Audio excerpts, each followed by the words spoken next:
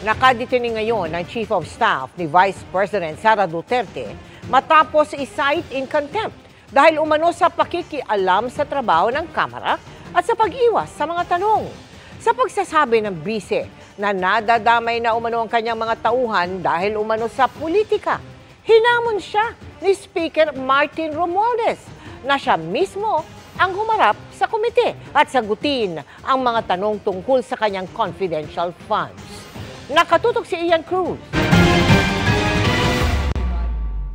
Dahil umano sa undue interference o labis na pakikialam sa trabaho ng Kamara, pinakontempt ng House Committee on Good Government and Accountability ang Chief of Staff ni Vice President Sara Duterte na si Attorney Zuleika Lopez. Ito ay dahil sa pagsulat niya sa Commission on Audit na wag sundin ang subina ng Kamara para isumite ang mga audit report nito tungkol sa confidential funds ng Office of the Vice President.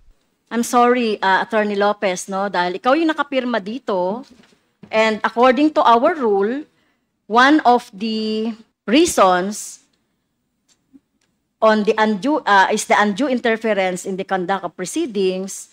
So may I move, Mr. Chairs, na nag-violate si Attorney Lopez dito sa ating proceedings or doon sa ating trabaho. May I move to cite Attorney Lopez in contempt, Mr. Chair.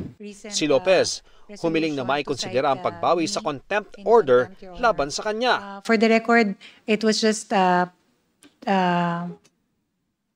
respectful request to the Commission on Audit. There was no intention, Your Honor, to demand from them or to order them or to commandeer them into something that they did not want to do.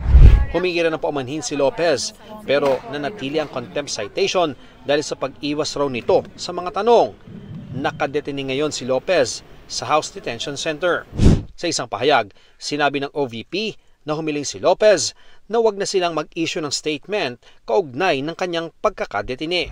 Hindi dumalo sa pagdinig ang 4 pang opisyal ng OVP na pinasubina ng komite para sagutin ang mga tanong ukol sa mga kahina-hinala umunong acknowledgement receipts na isinumite ng OVP at Department of Education sa COA tungkol sa paggugol sa confidential funds.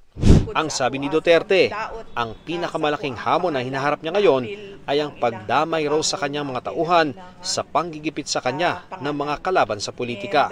Maluoy ko tungod kay, as I said, ako politiko man ko, mga politiko, gubaon maginaimohang pangalan because there's a race, no? So, para makalamang ang kalaban, mandaot yun na sila o ilahan kakompetensya sa politika. Sa isang panayam, sinabi ni Speaker Martin Romualdez na sa halip na kanyang mga tauhan, dapat ang bise mismo ang humarap sa komite at magpaliwanag tungkol sa paggamit ng kanyang confidential funds. Hindi dapat siya sumipot at mag-oath at magsalita at mag-explica kasi lahat ng mga opisyalis niya siya lang yata may alam kung ano nangyari sa mga pondo kaya dapat siya lang mag-explica. Huwag na lang niyang bigay sa mga officials ng OVP o sa DepEd. Siya na lang magsalita. Yun na lang po. Para sa GMA Integrated News, Ian Cruz, nakatutok 24 oras. Pinagsisikapan po naming makuha ang panig ni Vice President Sara Duterte kaugnay sa sinabi ni Romualdez, pero naghihintay pa rin po kami ng sagot.